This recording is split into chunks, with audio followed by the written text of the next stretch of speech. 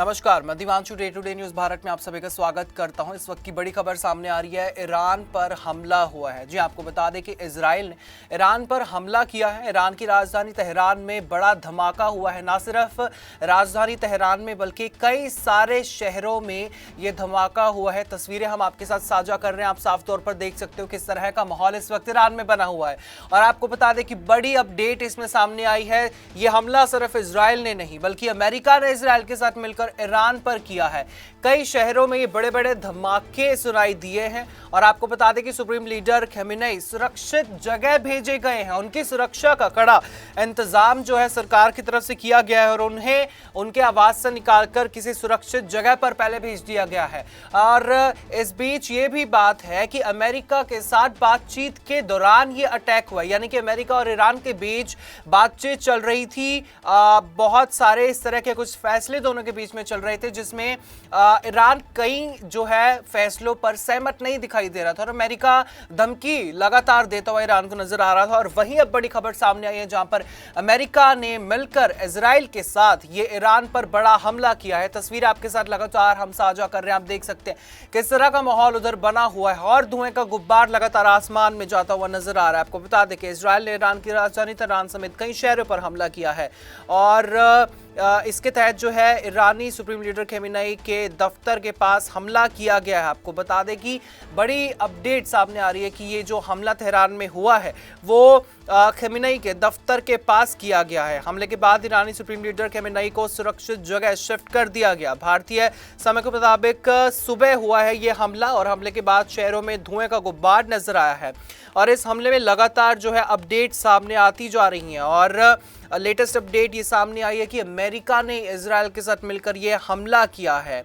Israel के परिवहन मंत्री मीरी रेगेव ने घोषणा कर बताया है कि सुरक्षा संबंधी घटनाक्रम के कारण उन्होंने इजराइल के हवाई क्षेत्र को नागरिक उड़ानों के लिए बंद करने का आदेश दिया है। जी हाँ, इस वक्त ईरान में फ्लाइटें बंद कर दी गई हैं। कोई भी इस वक्त किसी भी जगह की उड़ान नहीं ले सकता है, जिससे लोगों की आवाजाही में बड़ा फर्क देखने को मिला है। लोग इस वक्त ईरान से बाहर नहीं जा सकते और ईरान में पहुंच भी नहीं सकते क्योंकि फ्लाइटें इस वक्त ईरान में बंद कर दी गई है। उन्होंने कहा कि यात्रियों की सुरक्षा हमारी सर्वोच्च प्राथमिकता है। जनता से अनुरोध है कि अगली सूचना तक हवाई अड्डे की यात्रा न कर। विदेश में रहने वाले यात्रियों से अनुरोध किया गया है कि हवाई क्षेत्र के खुलने पर उड़ान के समय की जानकारी के लिए मीडिया और एयरलाइंस से संपर्क करें। और वहीं जानकारी ये भी सामने आ रही है कि इस वक्त ईरान में हो सकता है कि इंटरनेट सुविधाएं बंद कर दी जाए क्योंकि संपर्क लोगों से नहीं किया जा रहा है। ईरान में हालात जानने के लिए संपर्क इस वक्त नहीं किया जा रहा है। हमले के तुरंत बाद इस तरह की गतिविधियां जो है अब ईरान की तरफ से सामने आ रही हैं। कतर ने अपने कर्मचारियों को सुरक्षित जगह पर रहने की सलाह दी है। जी हां, आपको बता दें कि कतर की अमेरिकी एम्बेसी ने अपने सभी कर्मचारियों को सुरक्षित जगह पर ही रहने के निर्देश दिए हैं। दूतावास ने अपने नागरिकों को भी जो है अगली सूचना तक ऐसे ही करने की सलाह दी है। ओमान का यहाँ पर दावा भी सामने आ रहा है जहाँ पर न्यूक्लियर मटेरियल नहीं रखने पर ईरान ने सहमति दी थी। आपको बता दें कि हमले से कुछ समय पहले ओमान के विदेश मंत्री ने जो है दावा किया था कि ईरान ने परमाणु बम बनाने लायक न्यूक्लियर मटेरियल कभी जो है न रखने की सहमति दी थी। और उन्होंने ऐसे ऐतिहासिक सफलता बताते हुए कहा था कि अमेरिका ईरान शांति समझौता अब हमारी पहुंच में है। लेकिन वहीं जो है अमेरिका के साथ बातचीत के बीच ये अटैक सामने आया है। तो सवाल लगातार इसमें खड़े हैं कि क्या इसमें सहमति थी अमेरिका की सच में हमला करने की, या फिर अमेरिका सिर्फ एक ढोंग रचा रहा था ईरान के साथ बात करने के लिए और पीछे से ये बड़ी साजिशें यहाँ पर रची जा रही थी। आपको बता दें कि ईरान पर इजराइल अमेरिका ने मिलकर हमला किया है। एक अमेरिकी अधिकारी ने एक निजी चैनल को बताया कि ईरान पर किए गए हमले अमेरिका और इजराइल की जॉइंट सैन्य कार्रवाई का हिस्सा है।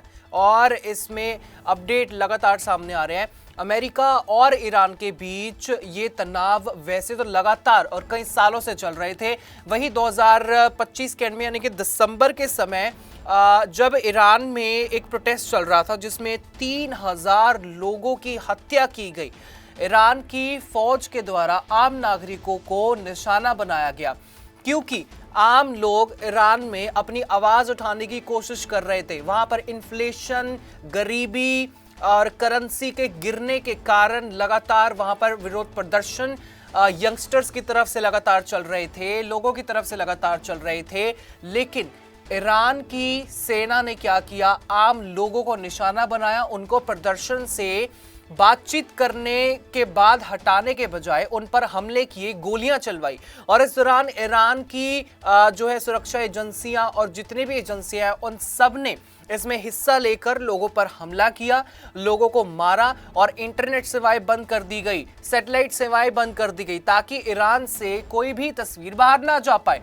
ये सब देखने के बाद अमेरिकी राष्ट्रपति डोनाल्ड ट्रंप ने कहा कि अगर ईरान ने अब हमले अपने नागरिकों पर किए तो अमेरिका उनकी मदद करने से पीछे नहीं हटेगा और एक नया युद्ध यहां पर छिड़ सकता है। अमेरिका हमेशा से जो है इस चीज को कहते हुए नजर आया और वहीं अब लग रहा है कि अमेरिका को ये मौका मिल चुका है और वह मौके की तलाश में था कि कब ईरान पर हमले किए जाए। वहीं दूसरी ओर पूरे दुनिया में अमेरिका लगातार जो है टैरिफ का डराव देकर पूरे देशों को डराने की कोशिश में, अपनी पावर दिखाने की कोशिश में लग रहे थे और वहीं ईरान को भी लगातार धमकियां दी जा रही थी। ईरान और अमेरिका के बीच में सहमति बनाने के लिए काफी सारे देश आगे आए, काफी सारे देशों ने अपना समर्थन दिया, लेकिन ईरान कई सारी चीजों पर अमेरिका से सहमति नहीं बना रहा था।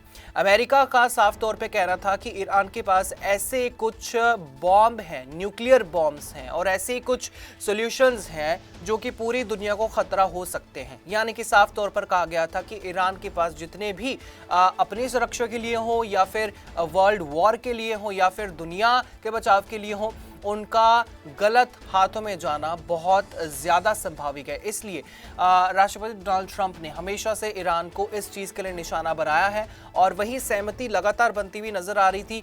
संघर्ष लगातार दोनों देशों के बीच में चल रहा था कि सहमति बने या ना बने, लेकिन कहीं ना कहीं ये सहमति पॉजिटिव नजर आ रही थी। वहीं जब तक ये नेगेटिव जो बात है ये पॉजिटिव बनती हुई नजर आई, बातचीत चल रही थी, उसके बीच अब ईरान पर हमला कर दिया गया। और सबसे बड़ी बात तो ये है कि अमेरिका ने इजराइल के साथ मिलकर ये बड़ा हमला किया है और लगातार इसमें अपडेट जो है सामने आती जा रही है। अब तक की जो भी अपडेट सामने आई है हमने आपके साथ लगातार साझी की है। इसमें लोगों के मन में अब सवाल है, ईरान में अब आखिरकार क्या होगा?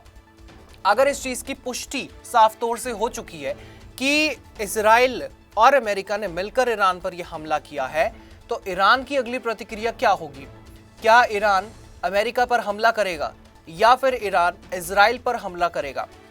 अगर ऐसा कुछ होता है कि ईरान अमेरिका पर हमला कर देता है तो कहां हमला हो सकता है, कितना नुकसान होगा, क्या अमेरिका इस चीज के लिए तैयार है या फिर ईरान इस चीज के लिए तैयार था या फिर नहीं, और क्या विश्व युद्ध इस प्रतिक्रिया के बाद छिड़ सकता है? सबसे बड़ा सवाल तो ये है, क्योंकि ये कोई छोटी खबर नहीं है, बहुत बड़ी खबर है।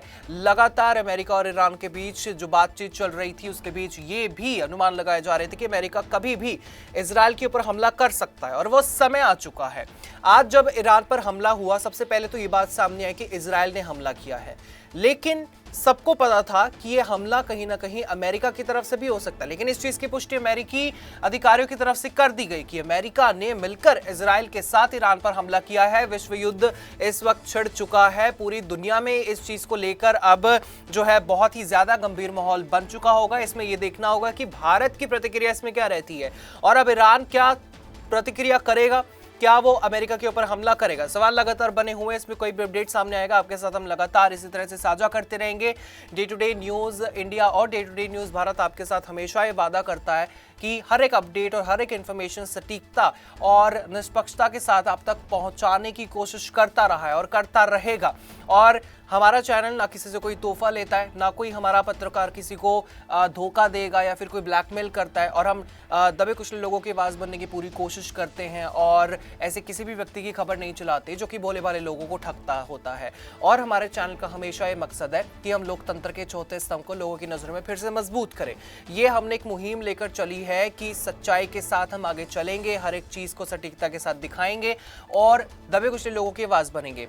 इसके बारे में आपका क्या कुछ कहना होगा, या फिर मीडिया के बारे में आपका क्या कुछ कहना है, और डे टू डे न्यूज़ की टीम किस तरह से मीडिया के माध्यम से आगे चल रही है, आप हमें कमेंट सेक्शन में ज़रूर बता सकते हैं। आपकी कोई राय हो, कोई भी सजेशन हो जो हमें करना चाहिए और जिससे हम समाज में और ज़्यादा पॉजिटिविटी और सच्चाई सामने लाकर रखें, वो आप हमें ज़रूर बता सकते हैं। और आप हमें 10 में से कितने अंक देना चाहेंगे वो भी आप हमें बता सकते हैं। हमें आपके हर एक आंसर का इंतज़ार रहेगा, आपके कमेंट्स का इंतज़ार रहेगा, और आप कमेंट करके हमारा समर्थन ज़रूर कर सकते हैं। मुझे दीजिए इजाज़त, और हमें हर किसी सोशल मीडिया प्लेटफॉर्म पर लाइक, शेयर और सब्सक्राइब करना बिल्कुल भी मत भूलिएगा।